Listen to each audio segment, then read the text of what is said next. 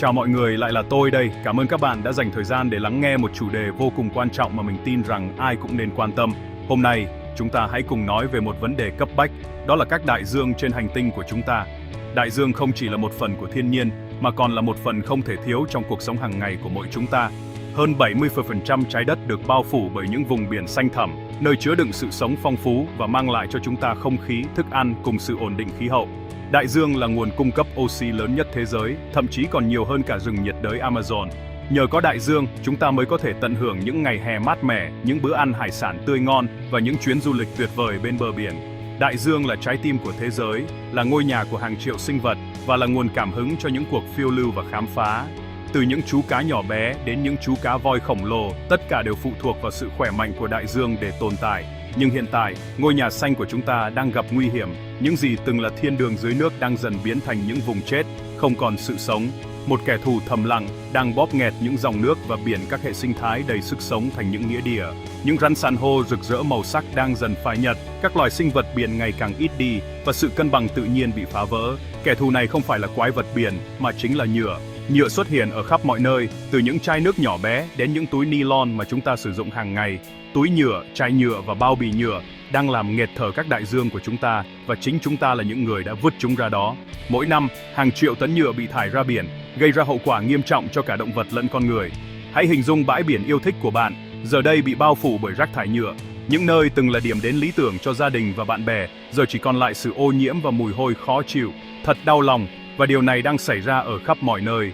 Không chỉ những bãi biển nổi tiếng, mà cả những vùng biển xa xôi, hoang sơ cũng không tránh khỏi vấn nạn này. Đây không chỉ là vấn đề về những bãi biển xấu xí, đây là một cuộc khủng hoảng đe dọa sức khỏe hành tinh và tương lai của chúng ta. Nhựa không chỉ làm hại động vật biển, mà còn có thể quay trở lại bàn ăn của chúng ta qua chuỗi thức ăn. Đại dương kết nối tất cả chúng ta, và chúng ta có trách nhiệm hành động trước khi quá muộn. Mọi hành động nhỏ, như giảm sử dụng nhựa, tái chế, hay tham gia dọn rác, đều góp phần bảo vệ đại dương. Hãy cùng tìm hiểu về quái vật nhựa này, và cách chúng ta có thể đánh bại nó, bắt đầu ngay bây giờ. Chỉ cần mọi người thay đổi một chút, chúng ta sẽ tạo ra sự khác biệt lớn cho đại dương và cho chính tương lai của mình. Chúng ta hãy cùng tìm hiểu nhé. Đại dương đang kêu cứu, và chúng ta chính là hy vọng của ngôi nhà xanh này. Vậy, rác thải nhựa là gì? Đó là bất kỳ vật dụng nhựa nào chúng ta sử dụng rồi vứt đi, túi, chai, bao bì, bút và nhiều thứ khác nữa. Nhựa có mặt ở khắp mọi nơi vì nó rẻ, bền và tiện lợi. Nhưng đây là vấn đề nhựa được thiết kế để tồn tại hàng thế kỷ. Không giống như lọ táo hay túi giấy, một chai nhựa có thể tồn tại hơn 400 năm. Mỗi mảnh nhựa từng được tạo ra vẫn còn tồn tại ở đâu đó trên trái đất. Nó không biến mất, nó chỉ vỡ thành những mảnh nhỏ hơn. Hãy tưởng tượng hành trình của một chiếc túi nhựa từ tay bẩn đến thùng rác, đến một con sông và cuối cùng ra biển. Hàng triệu tấn nhựa thực hiện hành trình này mỗi năm. Chúng ta đã tạo ra một dòng chảy nhựa không ngừng đổ vào các đại dương. Hầu hết chúng chỉ được sử dụng một lần rồi vứt đi. Văn hóa dùng một lần mới là vấn đề thực sự. Sự tiện lợi của chúng ta chỉ kéo dài vài phút, nhưng thiệt hại thì kéo dài hàng thế kỷ. Chúng ta đã tạo ra một vật liệu không phân hủy, và giờ đây nó đang ám ảnh các đại dương của chúng ta. Đã đến lúc đối mặt với quái vật này. Khi nhựa đổ ra đại dương, nó không chỉ nổi lềnh bềnh trên mặt nước, mà còn bắt đầu một hành trình nguy hiểm, âm thầm phá hủy sự sống dưới biển. Những chai nhựa, túi nylon và rác thải nhựa khác trôi dạt khắp các đại dương, tạo thành những dòng rác khổng lồ mà mắt thường có thể nhìn thấy, nhưng đó chỉ là phần nổi của tảng băng chìm. Theo thời gian, dưới tác động của ánh nắng mặt trời, sóng biển và gió, nhựa vỡ thành các hạt vi nhựa cực nhỏ. Những mảnh nhỏ độc hại này len lỏi vào mọi ngóc ngách của đại dương, từ các bãi biển vàng óng đến tận đáy biển sâu thẳm, nơi ánh sáng không thể chạm tới. Những hạt vi nhựa này giống như những miếng bột biển độc hại, hút các hóa chất độc hại đã có sẵn trong nước như thuốc trừ sâu, kim loại nặng và các chất ô nhiễm công nghiệp. Chúng trở thành những viên nắng chứa độc tố, trôi nổi khắp nơi trong lòng đại dương. Các sinh vật biển nhỏ bé như phù du, cá con và động vật thân mềm ăn phải những hạt nhựa này mà không hề hay biết. Khi chúng tiêu hóa nhựa, các chất độc cũng xâm nhập vào cơ thể, bắt đầu một chuỗi lây lan nguy hiểm trong hệ sinh thái biển. Thiệt hại không dừng lại ở đó. Khi các loài lớn hơn như cá, rùa, chim biển ăn phải những sinh vật nhỏ đã nhiễm độc, chất độc tiếp tục tích tụ và lan rộng lên toàn bộ chuỗi thức ăn, ảnh hưởng đến tất cả các loài sinh vật biển, kể cả những loài chúng ta đánh bắt để làm thực phẩm. Không chỉ dừng lại ở việc đầu độc sinh vật, những mảng rác nhựa khổng lồ nổi trên mặt nước còn chặn ánh sáng mặt trời, làm hại các loài thực vật phù du. Đây là những sinh vật nhỏ bé nhưng cực kỳ quan trọng, vì chúng sản xuất phần lớn lượng oxy mà chúng ta hít thở mỗi ngày. Khi ánh sáng mặt trời bị ngăn cản, thực vật phù du không thể quang hợp, dẫn đến ít thức ăn hơn cho sinh vật biển, ít oxy hơn cho đại dương và cả con người. Hệ sinh thái biển trở nên nghèo nàn, kéo theo sự suy giảm của nhiều loài động thực vật. Ở dưới đáy biển, các mảnh nhựa nặng chìm xuống, phá hủy rắn san hô và làm nghẹt thở các hệ sinh thái đáy biển. Những rắn san hô vốn là khu rừng của đại dương, nơi trú ngụ và sinh sản của hàng ngàn loài sinh vật, nay bị bóp nghẹt bởi rác thải nhựa.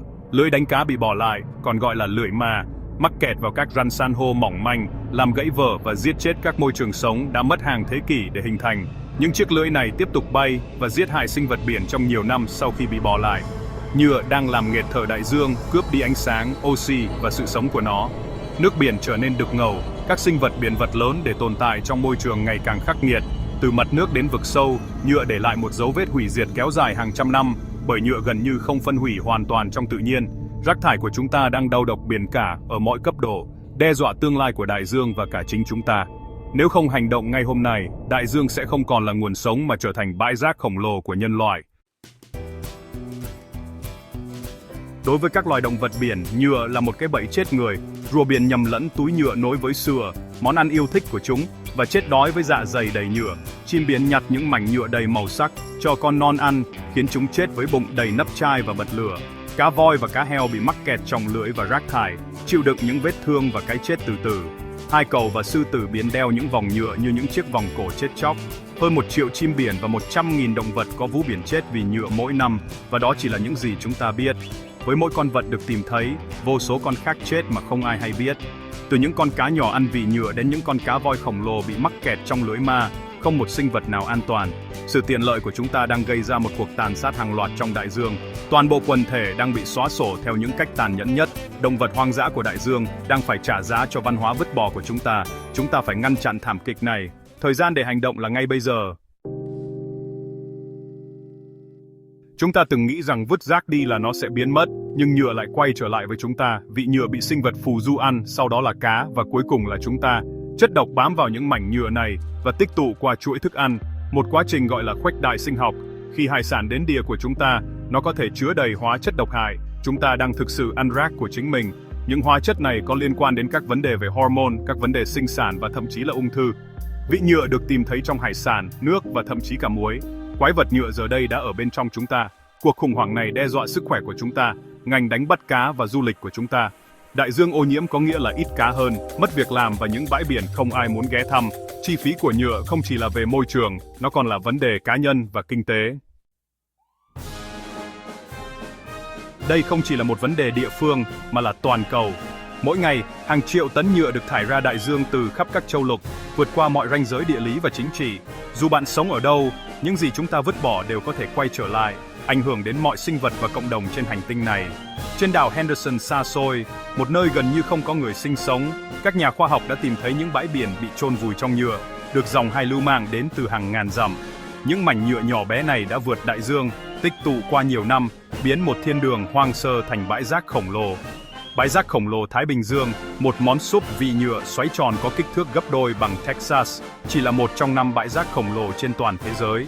Những dòng hải lưu mạnh mẽ gồm nhựa lại thành những vùng nước chết, nơi sự sống biển bị đe dọa nghiêm trọng. Đây là những tượng đài nghiệt ngã cho văn hóa vứt bỏ của chúng ta. Mỗi chai nhựa, mỗi túi nylon bị bỏ quên đều góp phần tạo nên những cảnh tượng đau lòng này, nhắc nhở chúng ta về hậu quả của sự thờ ơ. Năm 2019, một con cá voi dắt vào bờ biển Philippines với 40 kg nhựa trong dạ dày, bao gồm bao gạo, túi mua sắm và nhiều thứ khác.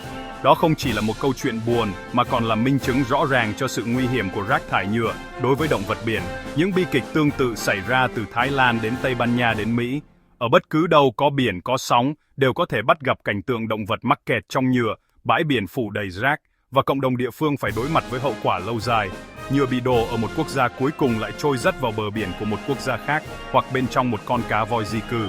Những thương hiệu toàn cầu xuất hiện trên rác thải cho thấy đây là trách nhiệm chung, không của riêng ai. Đại dương không có biên giới, rác thải của chúng ta đi khắp mọi nơi. Dòng nước mang theo nhựa vượt qua mọi rào cản, kết nối số phận của các quốc gia và các loài sinh vật biển.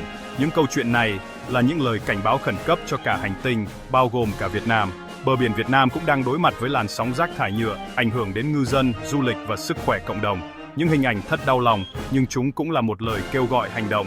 Mọi sinh vật bị tổn thương là một lời nhắc nhở về trách nhiệm của chúng ta đối với thiên nhiên. Chúng ta không thể phớt lờ những dấu hiệu này nữa. Nếu tiếp tục làm ngơ, hậu quả sẽ ngày càng nghiêm trọng, không chỉ cho động vật mà còn cho chính con người. Cuộc khủng hoảng nhựa đang ở khắp mọi nơi, từ những dòng sông nhỏ đến đại dương rộng lớn. Nhựa len lỏi vào chuỗi thức ăn, đe dọa sức khỏe của cả hệ sinh thái và con người. Đã đến lúc phải hành động. Chỉ khi mọi người cùng chung tay, chúng ta mới có thể viết nên những câu chuyện mới, những câu chuyện về hy vọng, về sự thay đổi và về một đại dương sạch hơn cho thế hệ tương lai. Bờ biển Việt Nam tuyệt đẹp, nhưng chúng ta đang ở trung tâm của cuộc khủng hoảng nhựa. Chúng ta nằm trong số 5 quốc gia hàng đầu gây ô nhiễm nhựa đại dương. Đi dọc theo các con sông hoặc bãi biển của chúng ta, bạn sẽ thấy túi nhựa, chai nhựa và xốp ở khắp mọi nơi. Ngay cả Vịnh Hạ Long, một di sản UNESCO, cũng đang phải vật lộn với rác thải nhựa. Ngư dân đánh bắt được nhiều rác hơn cá, và nhựa làm tắc nghẽn các kênh tưới tiêu, gây hại cho cây trồng. Đối với nhiều gia đình, đây không chỉ là một vấn đề môi trường, mà là một cuộc đấu tranh hàng ngày. Nhưng có hy vọng các nhóm tình nguyện dọn dẹp bãi biển, các công ty khởi nghiệp tạo ra các sản phẩm thân thiện với môi trường, và chính phủ đang đặt ra những mục tiêu đầy tham vọng. Những nỗ lực này thể hiện tinh thần của chúng ta, nhưng chúng ta cần một phong trào trên toàn quốc. Bảo vệ biển của chúng ta có nghĩa là bảo vệ thức ăn, việc làm và tương lai của chúng ta. Cuộc chiến bắt đầu từ chúng ta. Hãy cùng nhau xoay chuyển tình thế. Cuộc khủng hoảng nhựa có vẻ rất lớn, nhưng sự thay đổi bắt đầu từ những hành động nhỏ. Hãy nhớ, từ chối, giảm thiểu, tái sử dụng, tái chế. Từ chối nhựa dùng một lần, hãy nói không với ống hút và túi ni lông. Giảm thiểu và tái sử dụng, mang theo chai, cốc và túi có thể tái sử dụng. Chọn những vật dụng bền thay vì những vật dụng dùng một lần. Tái chế đúng cách, làm sạch và phân loại nhựa để chúng có thể được tái sử dụng. Tham gia các buổi dọn dẹp cộng đồng để loại bỏ rác và truyền cảm hứng cho người khác. Mọi mảnh nhựa bẩn từ chối hoặc nhấc lên là một mối đe dọa ít hơn đối với đại dương. Những lựa chọn của chúng ta rất quan trọng. Hàng tỷ hành động nhỏ có thể giải quyết cuộc khủng hoảng này. Sức mạnh để thay đổi nằm trong tay bạn. Hãy bắt đầu ngay hôm nay. Đại dương cần bạn. Chúng ta đã thấy vẻ đẹp của đại dương và sự tàn phá của nhựa. Thử thách rất lớn, nhưng sức mạnh thay đổi của chúng ta cũng vậy. Tương lai của đại dương vẫn chưa được viết ra. Chúng ta sẽ để lại những vùng biển độc hại hay một hành tinh xanh tươi tốt. Sự lựa chọn là của chúng ta. Mỗi lần mua sắm, mọi thói quen, mỗi cuộc trò chuyện đều quan trọng. Bảo vệ đại dương là bảo vệ thức ăn, không khí và khí hậu của chúng ta. Đó là về sự tôn trọng thiên nhiên và trách nhiệm đối với thế giới của chúng ta. Hãy là thế hệ nói đủ rồi. Hãy hứa từ chối ống hút đó, mang theo chiếc túi đó và nói về vấn đề này. Bạn không cần phải hoàn hảo, chỉ cần bắt đầu. Cùng nhau, những hành động nhỏ của chúng ta sẽ tạo ra một làn sóng thay đổi. Hãy cho ngôi nhà xanh lớn của chúng ta một cơ hội để thở lại. Cảm ơn bạn.